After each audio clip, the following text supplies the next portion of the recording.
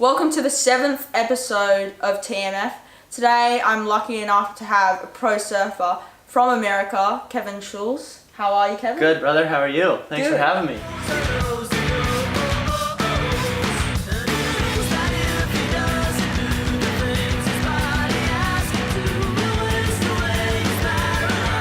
So Kevin, why are you in Australia at the moment? I've been in Australia for like a month, and the first 3 weeks were all contests, and now I'm kind of just doing some free surf stuff. So I went up to the Goldie and checked out the CT event. Now we're going to West Oz and trying to get some slabs, and yeah, it's been really fun. Awesome. Kevin, coming from the US, where are you originally from? I grew up in San Clemente, and I still live there right now. Nice. So San Clemente has quite a hot bunch of surfers.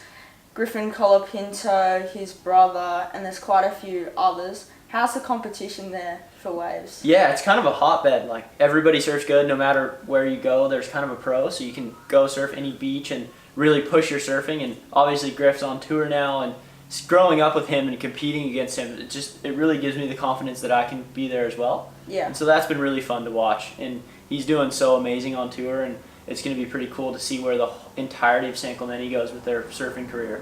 Awesome. Yeah. Growing up in San Clemente, were there many other sports that kids did, or was it really surf orientated?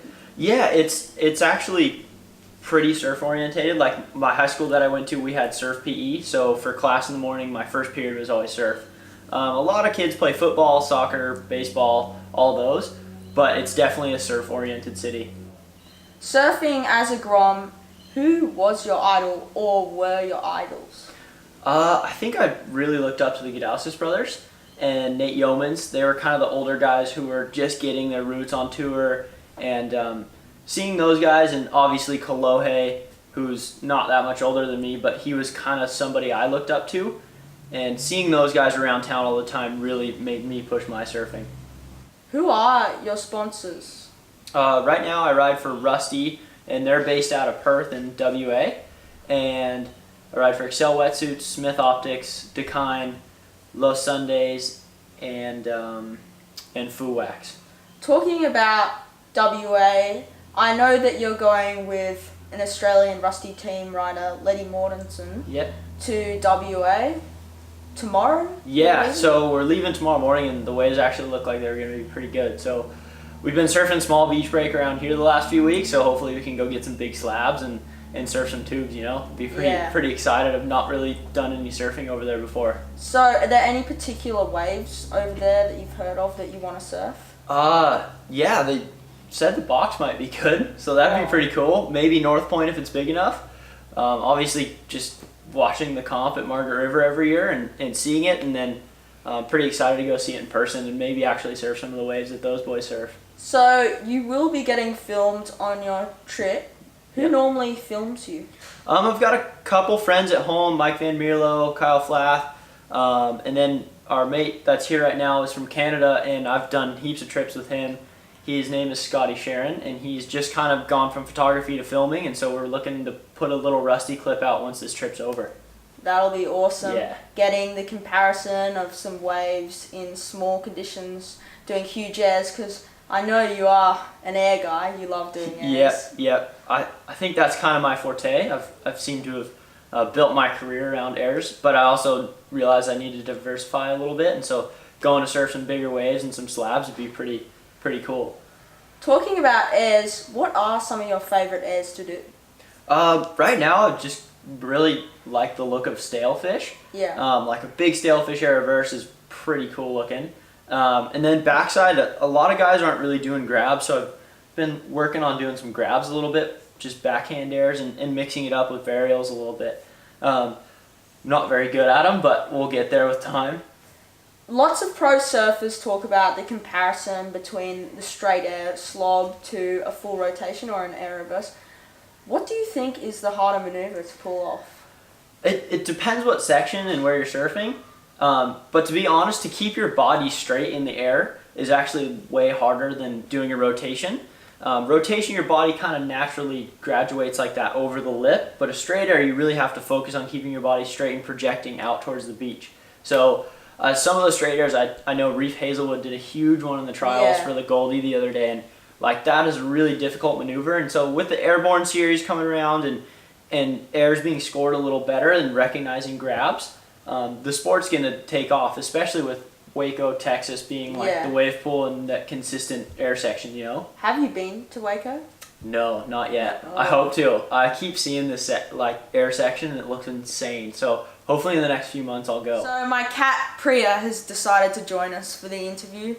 But back to the questions, Kevin. As a surfer and a GROM, you would have dreamt of becoming a pro and surfing it for your living.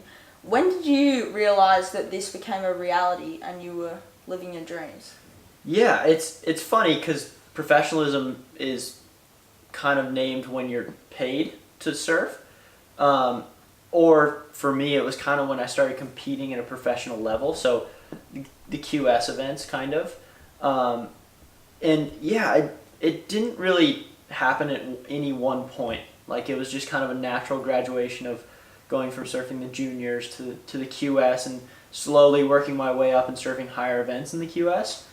And yeah, it's hard, man. It really is hard, and you have to make a name for yourself, and it's a lot of hard work because you have sponsors and you have to uphold your contracts with your sponsors and work hard to fulfill the goals that are set by them, and then your own personal goals as well. So it's a lot of work, and it's a lot of time away from family. And I think a lot of people see like, oh yeah, that professional surfer is living the dream, you know, but realistically, and it is a dream, but you're away from your family. You miss important dates and events and things that happen at home that you might typically be home for. Yeah. So it comes with sacrifices, but I don't think I'd change it for the world.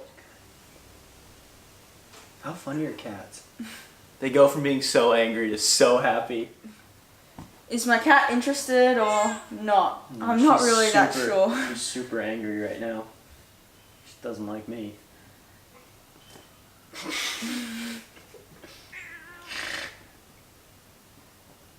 Oh, that's funny. All right. Kevin, what would be some of your tips to GROMs trying to progress to land aerials? I think skating is actually really good, and trying airs off curbs and stuff, and if you got like a little quarter pipe to do that. I don't skate much, but it really is a good thing to try. And then just going out and surfing and doing airs repetitively. Like you'll blow 100 good waves before you might make an air, but when you actually do, it's all worth it, you know? So it's just repetition and putting a lot of time in the water and spending time trying to get better and focusing on one thing at a time. What do you think is the easiest air for kids to learn? I actually think a no grab burst is the easiest. It's easy because you take your back arm and kind of guide your back arm where you want and pop off the lip, you know, and you can do that skating off a curb, and that's probably the easiest air you could do. Kevin, where are some of your favorite surf destinations to go to? You know, some of my favorite destinations have actually been in Canada. I've spent a lot of time on the east coast of Canada in the winter where it's super cold, and that's called Nova Scotia. And I've got some really good friends that live up there, and there's just some incredible point breaks and slabs, and so I've spent a good bit of time there. In addition to that, I think Micronesia was pretty cool. I went to P-Pass a few years ago, and that wave is amazing. Like it's definitely one of the best waves in the world. Other than that, I really enjoy Central America, and it's easy for me to get to Central America, so Nicaragua and Costa Rica. I think that's kind of where I went on my first surf trip, and I've fallen in love with that place ever since. So how far is the flight from LA to Central America? Yeah, it's about 5 hours. So just like flying from Sydney to Bali or something, it's about the same amount of time. So it's really easy, and it's not that expensive for us to go there. So when you're at GROM and you want to go on a surf trip, that's where you go. Talking about surf spots and destinations, I've actually got a map upstairs, which is a map of the world, but here's the twist for surf spots. Oh, no way. Do you want to go and have a look at it? Yeah, let's go check that out. Let's go check it Sick. out.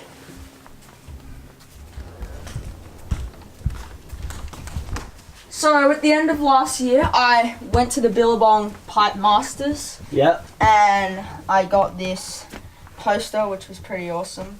And when I was at the Pipe Masters, I also filmed an interview with Jamie O'Brien for episode 5 of the series. Yep. Pipeline is incredible when you're there. It's just... Yeah. It's so close to the beach. Yeah. It's wild. Like, especially when you're out there, you look in and you look like stone's throw from the people standing on the beach, and it's pumping and big. Let's go upstairs and have a look at the map. Yeah, let's check it out. This is the surf trip map. So before you were talking about surfing in Nova Scotia. Yep. For some of the viewers that don't know where that is, where's that, Kevin? Yep, so Nova Scotia's in Canada, and then it's on the east coast of Canada, so it's this little finger that sticks out. And yeah, a couple of spots written down. Lawrencetown's a really fun place, and Halifax is the main city, and there's a bunch of waves around there. And then down towards the south end is actually some of the best waves in the world, I think. What millimeter wetsuits are you wearing over there? In the winter, we're wearing 6.5s with 8mm booties and 8mm gloves. And you actually can't wear gloves that separate your fingers. Your fingers have to be together or you get frostbite. So, Scotty, your filmer from Canada, Yep. I assume he filmed? Yep. So he lives in Nova Scotia, and he actually came out to LA and was, or San Clemente, and he was interning for Surfing Magazine, which is how I met him. And when he went back home, he told me to come with him. So I flew and met him back in Nova Scotia when there was some swell, and kind of been going back for the last 6-8 years. Yeah, that's epic. I've only surfed Narrabeen once. Yeah, there's Av. Long ways away from home right now. Your future plans? Right now I actually go to school part-time at Northeastern University, so obviously I'd really like to make a push and continue to grow my professional surfing career. And then further down the line, 10, 15 years from now, maybe go into the fire department at home. My dad's a firefighter, and that's always something that's interested me. And yeah, I think short term, I'd really like to make a push in that whole air show event, and Yeah. I think that's really cool. It's coming around, and I feel like that's my forte, and kind of make a solid push to go that direction, and then yeah, finish up school, and I think I'll be sitting pretty good in life. Thanks everyone for tuning in for the 7th episode of TMF. Awesome to have Kevin Schulz on the show. Thanks, from Tice. America. Appreciate you having me. Great talking to you. Thanks. And hopefully you get good waves in West Oz. Yeah. Leaving tomorrow. Yeah, right. Hopefully get some tubes. Yeah.